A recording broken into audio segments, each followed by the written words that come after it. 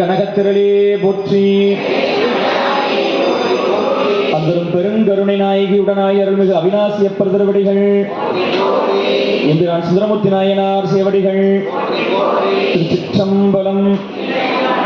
அடியார் பெருமக்களே, இறைவனுடைய திருவுருளாலும் குருவுருளாலும் நம்முடைய தர்மயாதீன நட்சத்திர குருமணிகள் குறிப்பிட்டு அருள்வது போல இன்றைய நாள் நமக்கு ஒரு நன்னாளாக அமைந்திருக்கின்றது.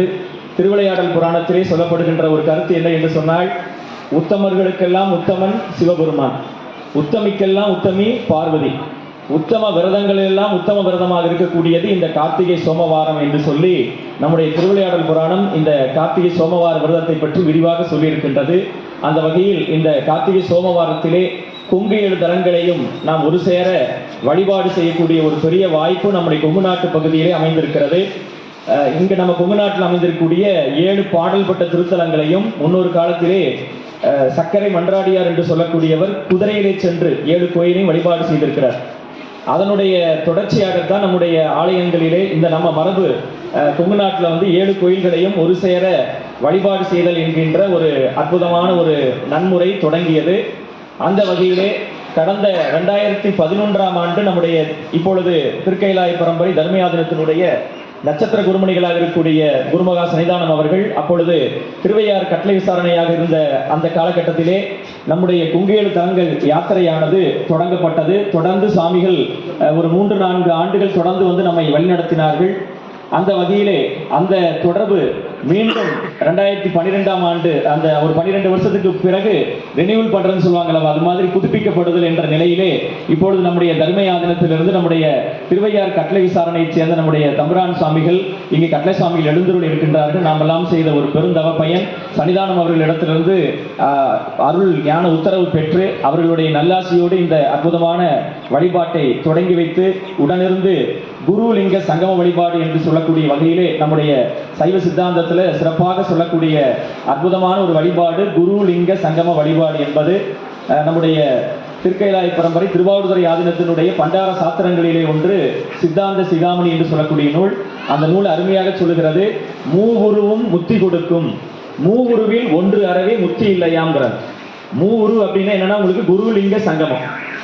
ஆக குருநாதராக நம்முடைய சுவாமிகள் எழுந்தோடு இருக்கின்றார்கள். லிங்க வழிபாடு நம்ம ஆலயந்தோடு சென்று வழிபாடு பண்ண போறோம். சங்கம வழிபாடு தான் நம்ம சேர்ந்து வழிபடுறது. இதை நம்ம புரிந்து கொள்ள வேண்டும். நாம எல்லாரும் தனியா நினைச்சீங்கன்னா நம்ம அவிநாசிக்கு, நம்ம திருமுருன்பூண்டி, நம்ம பவானி, நம்ம திருச்செங்கோடு இதெல்லாம் நம்ம ஊர் தான், எப்ப வேணா வரலாம். ஆனா இது போல குரு லிங்க சங்கம வழிபாடு என்ற அடியார் திருக்கூட்டத்தோட குருநாதர் வழிகாட்ட நம்ம வழிபாடு செய்வது என்பது ஒரு பெரிய வாய்ப்பு. வருஷத்துக்கு ஒரு முறை தான் நமக்கு இப்படி கிடைக்குது. ஆனா நீங்க நம்மளும் சோழ நாட்டு பக்கம் இருந்தோம்னா தர்மயாதனத்துறையோ திருவாவூர்துறை ஆதீனத்துக்கோ நம்ம தினமும் எப்ப போனாலும் குருலிங்க சங்க வழிபாடு தினமும் செய்யலாம்.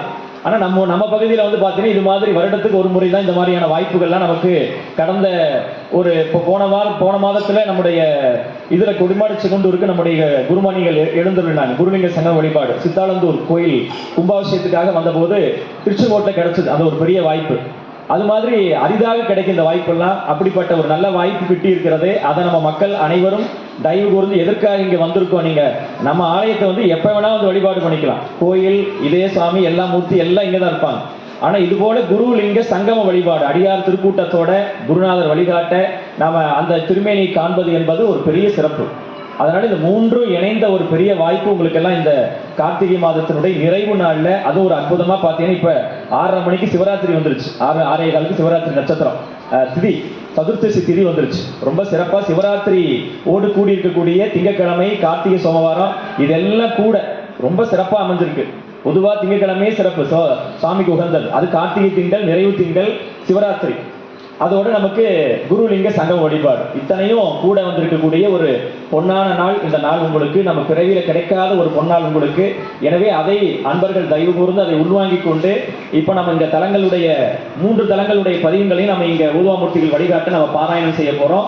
அடுத்ததாக நீங்க இங்க ஒரு சேர நாம சென்று பாலாலை மட்டும்தான் இங்க அமைச்சிருக்காங்க. முன்னாடி பிம்பலிங்கம் சுவாமியுடைய திருமேனியை பாலாலயமாக வச்சிருக்கிறாங்க. நம்ம அதை தரிசனம் பண்ணிட்டு நேராக நம்ம திருமுருன்பூண்டி போறவங்களுக்கு திருமுருன்பூண்டின்னு இங்க யாரும் அமர வேண்டாம். அவங்க நீங்க வழிபாடு பண்ணிட்டு என்ன பண்ண உங்களுக்கு நேரா நீங்க வாகனத்துக்கு வந்துட்டீங்கன்னா உங்களுக்கு அங்க உணவு கொடுத்துருப்பாங்க, உணவு ஏற்பாடு பண்ணிருப்பாங்க. யாரும் அங்க நின்று உணவெல்லாம் சாப்பிட வேண்டாம். நீங்க போற வழியில திருநனாவுக்கு நம்ம போற வழி நம்ம திருமுருகன்பூண்டியிலிருந்து பவானி போகிறதுக்கு கிட்டத்தட்ட ஒரு 40 நிமிஷத்துக்கு மேலே ஆகும். அந்த நேரங்களில் நம்ம உணவு எடுத்துக்கிட்டா உங்களுக்கு என்னவாகுன்னா கூடுதலாக நமக்கு நேரம் கிடைக்கும். ஏன்னா நமக்கு இன்னைக்கு கிடைக்கக்கூடிய ஒவ்வொரு நிமிஷமும் பார்த்தீங்கன்னா உங்களுக்கு கோடி ரூபாய் எடுத்தாலும் கிடைக்காது. ஏன்னா நீங்கள் ஒரு சில முறை கொடுமுடிக்கு வர வர சில இடங்களில் திரையெல்லாம் போட்டாங்க. கொடுமுடியில் போன 2-3 ஆண்டுகளுக்கு முன்னாடி பார்த்தீங்கன்னா கொடுமுடி வர வர சில நண்பர்கள் பெரும்பான்மை தரிசனம் பண்ணியாச்சு. ஒரு வேன் ஒரு 20-10-20 நண்பர்கள் தரிசனம் பண்ண முடியாமல் போச்சு. அது மாதிரி நிறைய அன்பர்கள் பல இடங்களில் போயிட்டு அந்த தளம் நிறைவு பண்ற போது பார்த்தீங்கன்னா நேரம் நமக்கு போதாமை ஆயிடும். அதனால நமக்கு கிடைக்கக்கூடிய ஒவ்வொரு நிமிஷமும் ஒரு கோடி பொன்னான நேரம் என்பதை தயவு கூர்ந்து அன்பர்கள் உணர்ந்து கொண்டு நீங்க பாராயணம் பண்றோம். இங்க பாராயணம் பண்ணோம்னா அடுத்தது நீங்க திருமுருகன்பூண்டி தரிசனம் பண்றோம், நீங்க உணவு எடுத்துக்கிறீங்க, அப்படியே போற வழியில் உணவு சாப்பிட்டுக்கிறீங்க, நேரா அடுத்து திருநெல்வேலி போய் வழிபாடு பண்றீங்க. திருநெல்வேலி வழிபாடு முடிச்சோன்னா நீங்க என்ன பண்றீங்க, நேரா திருச்செங்கோட்டுக்கு புறப்படுறீங்க உங்களுக்கு. ஏன்னா அங்க நமக்கு திருச்செங்கோட்டில் தான் நமக்கு பெரும்பான்மை நேரம் அதிகமாகும். ஏன்னா உச்சி காலத்துக்கு முன்னாடி திருச்செங்கோடு எல்லாரும் போயிட்டோம்னா நமக்கு நேரம் குறைவா இருக்கும் உங்களுக்கு. அதனால ஒரு 10 மணி சுமாருக்கு நம்ம அங்க இருக்கணும் அப்படிங்கிறது நம்ம எதிர்பார்க்கிறோம். 9:00 to 10க்குள்ள திருச்செங்கோடு இருந்தோம்னா நம்ம எல்லாருமே என்ன பண்ணலாங்க, சாயங்காலம் 3:30க்கு கரூர் போயிடலாம். அங்க நீங்க தாமதப்படுத்துனீங்கன்னா என்ன ஆகுன்னா உங்களுக்கு நீங்க சாயரச்சு 5:30 6 மணினா உங்களுக்கு கொடுமுடி தரிசனம் நமக்கு கிடைக்காது. கொங்கு 6 தான் கிடைக்கும்.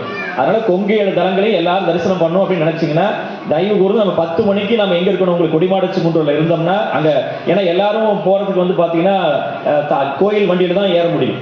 அதனால நமக்கு அங்க நேரம் கூடுதலாகும். மறுபடியும் அங்க உச்சி காலத்துக்கு 1 மணி 1:30க்கு தர போட்டாங்கன்னா ரொம்ப நேரம் ஆயிரும். சங்காபிஷேகம் எல்லாம் பண்ணி ரொம்ப நேரம் ஆயிரும் உங்களுக்கு.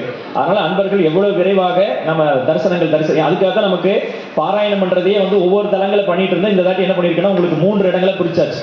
அதனால நீங்க முதல்ல இங்க 3 தலங்களை படிச்சிடறோம். உங்களுக்கு பாராயணம் பண்ணிடுறோம். அவிநாசி, திருமுருகன்பூண்டி, திருநெல்வேலி 3ஐயும் இங்க பாராயணம் பண்ணிடுறோம். அடுத்தது நம்ம நேரம் கொடிமாடச்சிக்குன்றூர் போனோடனே கொடிமாடச்சிக்குன்றூர்லேயே கொடிமாடச்சிக்குன்றூர் பதிகம், திருக்கரூர் ஆணிலை, வெஞ்சமாக்கூடல் 3 தலங்களையும் படிச்சு அங்கே பாராயணம் பண்ணிடுறோம். முடிச்சுட்டு நிறைவா திருப்பாண்டி கொடுமுடி வரப்போது அங்கு 3 பதிகங்கள், அந்த தலத்துக்குரிய பதிகங்களை பாராயணம் பண்ணி நம்ம 3 இடங்கள்ல மட்டும்தான் நமக்கு இந்த பதிக பாராயணம் ஞான வேள்வி நம்முடைய சுவாமிகளுடைய நல்லாசிகள் இருக்கிறது உங்களுக்கு.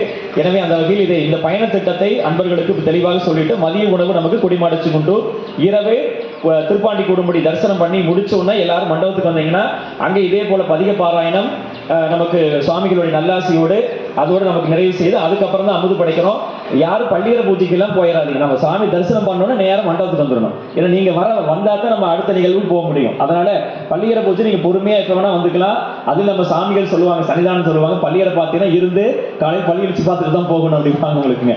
அப்படி இருக்குன்னு சன்னிதானம் சொல்லுவாங்க உங்களுக்குங்க. நீங்க காலை பள்ளி அடிச்சு பார்த்துட்டு வரீங்களா அப்படிம்பாங்க உங்களுக்குங்க. அதனால நீங்க குருலிங்க சங்கம் வழிபாடு முடிச்சோன்னா எல்லாருமே அங்க மண்டபத்துக்கு வந்துருங்க. அதான் உங்களுக்கு உங்களுடைய பணிவான விண்ணப்பமாக வைக்கிறோம் உங்களுக்கு. அப்பதான் நம்ம உடனடியாக ஞான வேள்வி சுவாமிகள் நல்லாசி கொடுக்கணும். அவங்க திருவையாறு புறப்படுவாங்க. அப்புறம் ஊதம் எல்லாம் வெளியூர் ரொம்ப தொலைவில் இருக்கவங்களுக்கு எல்லாத்துக்குமே போறது வசதியா இருக்கும். அதனால அன்பர்கள் இந்த திட்டத்தை நல்ல முறையில் உள்வாங்கி கொண்டு ஒத்துழைப்பு கொடுக்குமாறு கேட்டுக்கொண்டு இப்பொழுது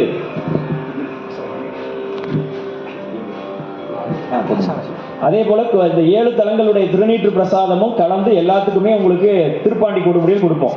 நீங்க அதை எல்லாருமே பெற்றுக்கொள்ளலாம் உங்களுக்கு. அதே போல சன்னிதானம் நம்முடைய சாமிகளும் உங்களுக்கு என்ன பண்ணுவாங்க, எல்லாருக்குமே திருநீற்று பிரசாதம் வழங்குவாங்க, அங்க வழங்குவாங்க. இங்க யாரும் நீங்க சாமியை தொந்தரவு பண்ண வேண்டாம். நமக்கு நிறைவுல எல்லாத்துக்குமே சாமிகள் நிறைவான ஆசீர்வாதம் பண்ண இருக்காங்க. அதுக்காக தான் ஐயாரப்பரே அனுப்பியிருக்காரு. என்ன ஒரு பெருங்கருணை அப்படின்னு பாத்தீங்கன்னா, நமக்கு தர்மயாதன் குருமகா சன்னிதானமா இருக்கக்கூடியவங்க திருவையாறு கட்டளை விசாரணையா இருந்த போது தான் தொடங்கி வைத்தாங்க.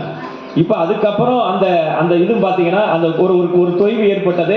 அதை சரி பண்ணுவதற்கு சாமி மறுபடியும் திருவையாறு தான். ஏன்னா ஐயாரப்பருடைய பெருங்கருணை சிந்திப்பரியன சிந்திப்பவருக்கு முந்தி பொழிவன முத்தி கொடுப்பன என்று சொல்லி சிந்திப்பரியன சிந்திப்பவருக்கு சிறந்து செந்தேன் முந்தி பொழிவன முத்தி கொடுப்பன மொய்த்திருண்டு பந்தித்து நின்ற பழவினை தீர்ப்பன பாம்பு சுற்றி அந்திப்பிறை அணிந்தாடும் ஐயாரன் அடித்தளமே என்று ஐயாற்று பெருமானுடைய அடித்தளத்தை நம்முடைய அப்பரடிகள் பாடி பரவுவார்கள்.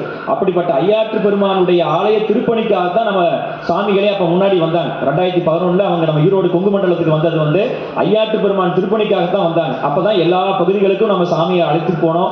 அப்பதான் அந்த ஒரு தொடர்புல சாமி கொங்கு 7 தலங்களுக்கும் விண்ணப்பம் வச்ச போது இசைவு தெரிவித்து நடத்தி கொடுத்தாங்க.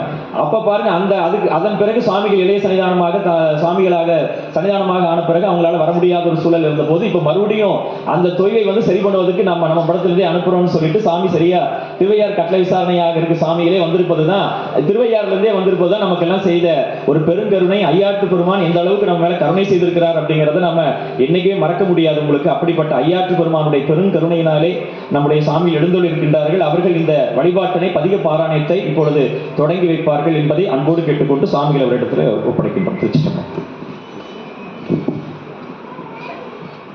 திருச்சிற்றம்பலம். வேதியா வேதகீதா விண்ணவர் அண்ணா என்றென்று ஓதியே மலர்கள் தூவி ஒருங்கின் கடல்கள் காண பாதிபோர் பெண்ணை வைத்தாய் படர்சடை மதியம் சூடும் ஆதியே ஆளவாயில் அப்பனே அருள் செய்யாயே. திருச்சிற்றம்பலம். எல்லாம் வல்ல செந்தமிழ் சொக்கநாத பெருமானுடைய திருவருளினாலும் தர்மையும் கமலையும் விரிதமிழ் கூடலும் பெருநகராக வீற்றிருந்து அருட்செங்கோல் செலுத்துகின்ற ஸ்ரீ குருமாச ஞானத்தினுடைய பொன்னார் திருவடிகளை மனமெய் மொழிகளால் வணங்கி, நமக்கு கிடைத்திருக்கின்ற இந்த வாய்ப்பு மிக சிறப்புடைய ஒரு வாய்ப்பு. தாய்மானவர் சொல்லுவது போல, மூர்த்தி தலம் தீர்த்தம் முறையாக துவங்கினோருக்கு ஒரு வார்த்தை சொல்ல சத்குரு வாய்க்கும் பராபரமே என்பது தாய்மானவருடைய வாக்கு. நாம் நம்மளுடைய நோக்கம் இந்த பிறவி நீங்க வேண்டும் என்று சொன்னால் அதற்கு தலையாய கடமையாக மூர்த்தி தலம் தீர்த்தம் என்று பெருமானை வழிபாடு செய்ய வேண்டும். அதுவும் இந்த அதிகாலை பொழுதுல நாம் ஆரம்பிக்கிறதுங்கிறது அப்படியே பரமாச்சாரியார்களுடைய வாக்குகளை பின்பற்றி நாம் நடப்பது போல நம்மளுடைய வாழ்வியலை அமைத்து கொண்டு இருக்கிறது. ஏன்னா அவர் ஆரூரில் அப்பர் பெருமான் சொல்லுகின்றார், நிலை பெருமார் எண்ணுதியேள் நெஞ்சே நீவா நித்தலும் எம்பிரானுடைய கோயில் புக்கு புலர்வதன் முன் அழகிட்டு மிழுக்குமிட்டு பூமாலை புனைந்தேத்தி புகழ்ந்து பாடி தலையார கும்பிட்டு கூத்துமாடி சங்கரா செய்ய போற்றி போற்றி என்றும் அலைபுணல் சேர் செஞ்சடையம் மாதி என்றும் ஆரூரா என்றென்றே அலரானில்லே. அந்த சாமியை போய் நாம் எப்படி அந்த விடியற் வேளையிலேயே சாமியை போய் வழிபாடு பண்ணுவதற்கு நமக்கு எண்ணம் வேண்டும், அதை செய்ய வேண்டும். அப்பத்தான் இந்த நெஞ்சம் இறைவனிடத்திலே நிலை பெற்று இருக்கக்கூடிய நெஞ்சமாக இருந்து நம்மளுடைய வாழ்வு நிலை பெற்ற வாழ்வாக இருக்கும். அதிலையும் குறிப்பாக நம்மளுடைய பரமாச்சாரியார்கள் பல தலங்களிலே சென்று தலந்தோறும் சென்று ஆலயங்களை வழிபாடு செய்து அதனாலே இன்று நமக்கு அந்த வாய்ப்பு கிடைக்கிறது. அண்ணாமலையிலே கூட பெருமக்கள் அதைத்தான் சொல்வார்கள், தேடி திரிந்து சிவபெருமான் என்று ஏத்துமின் நாடி வந்தவர் நம்மையும் ஆட்கொள்வார். அதனால பெருமானை நாம தேடி செல்ல செல்ல பெருமான் நம்மை நாடி வந்து நம்மையும் ஆட்கொள்ளக்கூடிய பெருமான், கருணையோடு இருக்கக்கூடிய பெருமான். அதிலும் குறிப்பாக இந்த கொங்கு தலங்கள் அப்படின்னு வருகின்ற போது, அதுவும் இன்றைக்கு நாம் துவங்க இருக்கின்ற அவிநாசி தலம் மிக சிறப்புடைய தலமாக இருக்கிறது. புக்கொழியூர் அவிநாசி. தேவர்கள் சுவாமியினுடைய அக்னிதாண்டவத்தை பார்த்து அந்த ஒளியினுடைய வெப்பம் தாங்க முடியாமல் பயந்து புக்கு ஒளிந்து கொண்ட தலம் இந்த தலம். அவிநாசி என்றால் என்றும் அழிவில்லாதது என்று பொருள். ஒரு பழமொழி சொல்லுவாங்க, விநாசகாலே விபரீத புத்தி என்ற. விநாசம் என்றால் அழிவு என்று பொருள். அதில் முன்னாடி சேர்க்கும் போது அது அவிநாசம், அவிநாசி என்று அழிவில்லாத பெருமானாக என்றைக்கும் இங்கே இருக்கக்கூடிய பெருமான் நமக்கு அருள் செய்வதற்காகவே இருக்கின்றார். அதிலும் குறிப்பாக சுந்தரமூர்த்தி சுவாமிகள் இங்கே நாம் இந்த தளத்தில் முதல்ல ஆரம்பிக்கின்ற பதிகம் நமக்காக பெருமான் கூடவே இருந்து நம்மை வழி நடத்துகின்ற தன்மையை அப்படியே சொல்லக்கூடியது. ஏன்னா முதல் பாடலிலேயே எற்றான் மறக்கேன் எழுமைக்கும் என்று எல்லா காலத்திலும் நான் உன்னை மறக்காமல் இருக்க வேண்டும் இருக்கின்றேன் என்றுதான் பெருமானிடத்திலே அவர் ஆரம்பிக்கின்றார். ஏன்னா நாம் எடுக்கின்ற பிறவிகள் தோறும் என பண்டே மிக நான் செய்த வாக்கியத்தால் பரஞ்சோதி நீ நாமும் பயிலப்புற்றேன்னு நம்மளுடைய பரமாச்சாரியார் நமக்கு சொல்லுகின்ற அந்த வார்த்தை அவர் அங்கே அப்படியே வைத்திருக்கின்றார். எற்றான் மறக்கேன் எழுமைக்கும் எம்பெருமானையே என்று நம்முடைய உரைகளை உகந்து கேட்க உள்ள பெருமானாக இருக்கிறார். குறிப்பாக தலையாத்திரைக்கான ஒரு முன்னோட்டமும் அதிலே இரண்டாவது பாடலிலே அவர் கொடுத்திருக்கின்றார். இங்கே வழிபடுவார் தங்களுடைய, ஏன்னா அங்கே இந்த அவிநாசியிலே அந்த முதலை உண்ட பாலகனை மீட்ட பொழுது அவர் இரண்டாவது பாடலிலே வைக்கின்ற ஒரு விண்ணப்பம், உன்னை வழிபட்டு சென்றவர்கள் வருத்தம் அடையலாமான்னு கேட்டிருப்பார். அது மாதிரி இப்போ நாம் எல்லோரும் நம்மளுடைய வருத்தம் களைவது எப்படி என்று சொன்னால், இங்கே நாம் எல்லோரும் வழிபாடு செய்கின்ற போது இந்த பெருமான் நம்மை வருந்த விடாமல் காப்பார். அப்படி வருகின்ற வருத்தங்களுக்கு நம்மளுடைய பரமாச்சாரியார்களுடைய வாக்கு நமக்கு துணையாக நிற்கும். அதனால தான் நாம் அவர்களுடைய அடி ஒற்றி அவர்கள் எப்படி இந்த பெருமானை வழிபட்டார்களோ அப்படி வழிபட்டு பெருமானுடைய திருவருளையும் குருவருளையும் எப்போதும் சிந்தித்து கொண்டு இருக்க வேண்டிய கடமை நமக்கு இருக்கிறது. குறிப்பாக சோமவாரத்தில் நமக்கு கிடைக்கக்கூடிய வாய்ப்பு, அதுவும் ஒரே நாளில் 7 தலங்கள். இது பல்வேறு இடங்களில் இப்படி ஒரு வழிபாட்டு முறைகள் இருக்குது. திருவையாறுலையும் சப்தஸ்தானம் என்று 7 ஊர் விழா என்று நடைபெறுகின்றது. திருவையாறு, திருப்பழனம், திருச்சோட்டுத்துறை, திருவேதிகுடி, திருக்கண்டியூர், திருப்பூந்துருத்தி, திருநெய்த்தானம் என்று 7 தலங்களும் சாமி பல்லக்கிலே எழுந்து தரிசனம் செய்யக்கூடிய ஒரே விழா அங்கே நடக்கும். அதுபோல ஒவ்வொரு தலங்களுக்கு நம்ம இங்கே குளித்தலை இந்த பகுதிகளில் கூட காளை கடம்பர், அந்திச்சொக்கர் என்று ஒரு வழிபாட்டு முறை நம்மளுடைய முன்னோர்கள் நமக்காக வகுத்து கொடுத்திருக்கிறார்கள். நாம் செய்த பாக்கியம் நமக்கு இந்த காலத்திலும் இந்த பிறவியிலும் இந்த சமயத்தில் நமக்கு அதை இறைவன் நமக்கு கூட்டுவித்து இருக்கின்றார் என்கின்ற நன்றி உணர்வோடு நாம் பெருமானை வழிபாடு செய்ய வேண்டும். நம்மளுடைய இடர்கள் நீங்க வேண்டும். ஏன்னா எப்படிப்பட்ட இடர் என்று சொன்னால், ஞானசம்பந்தர் இடர்களையும் பதியும் சொல்லுவதற்கு முன்பு சொல்லுகின்ற வார்த்தையை நாம் எப்போதும் மனதிலே வைத்துக் கொள்ள வேண்டும். அன்பால் நின்பால் நெஞ்சம் செலாவகை நேர்விளக்கும் இடும்பைகள். ஏன்னா அந்த இடும்பை இறைவனுடைய வழிபாட்டிலே நமக்கு வரக்கூடிய இடும்பை நீங்க வேண்டும் என்று சொன்னால், நாம் உலகியலிலே நமக்கு இருக்கக்கூடிய துன்பங்கள் நகர நகர நகர நமக்கு நம்மளுடைய எண்ணம் எங்கே இறைவனிடத்திலே சென்று சேரும். ஆகையினாலே அந்த ஒரு இடரினை நீக்க வேண்டும் என்று நாம் விண்ணப்பம் வைத்தால் ஏனைய இடர்கள் எல்லாம் தானாக கலைந்து போகும். ஆகையினாலே இந்த வழிபாட்டினுடைய பலன் அளப்பரியது. ஆகையினாலே பெருமானை நாம் எப்போதும் வழிபாடு செய்ய வேண்டியது நம்மளுடைய கடமை. அதைத்தான் கச்சி ஏகம்பத்திலே அம்பாள் இறைவனிடத்திலே வரமாக வாங்குகின்ற போது, நீ எத்தனை குற்றங்களை பொறுத்து கொண்டாலும் இறைவனுடைய திருவடி பேற்றை மறக்கக்கூடிய குற்றத்தை மட்டும் பொறுக்கக்கூடாது என்று வரம் வாங்குகின்றார். அத்தகைய தன்மையிலே நம்மை இறைவன் நமக்கு அந்த நன்றி மறவாத தன்மையை இறைவனிடத்திலே நாம் செலுத்துகின்ற விதமாக, என் கடன் பணி செய்து கிடப்பதை தன் கடன் அடியேனையும் தாங்குதல். அதனால் நம்மளுடைய கடமை இறைவனை போற்றி வழிபாடு செய்வது. அதை நாம் செய்கின்ற போது இறைவர் கருணையுள்ள கொண்டவர். அவர் தம்முடைய கடமையிலிருந்து எப்போதும் தவறாதவர். நன்றுடையானை தீயதில்லானை. அதனாலே அவருடைய பெரும் கருணையினை இன்று நாம் சிந்தித்தும் அவரை சென்று வணங்குவதற்கும் எல்லா இடங்களிலும் நமக்கு வாய்ப்பு கிடைத்து இருக்கிறது. திருமுறைகளை ஓத வேண்டும். எங்களுடைய குரு பரமாச்சாரியாராக இருந்த குருஞான சம்பந்தர் கூட அதனைத்தான் எப்பொழுதும் சொல்லுகின்றார்.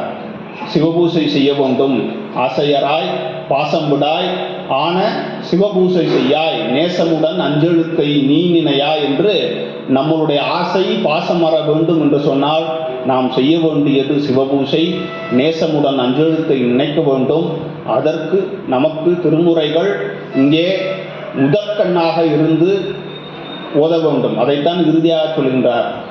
ஆன சிவபூசை பண்ணாய், நேசமுடன் அஞ்செழுத்தை நீ நினையாய், திருமுறைகள் ஓதாய் என்று எங்களுடைய பரமாச்சாரியார்கள் அதை எப்பொழுதுமே சொல்லி காட்டிக்கொண்டே இருப்பவர்கள், செய்து காட்டிக்கொண்டே இருப்பவர்கள்.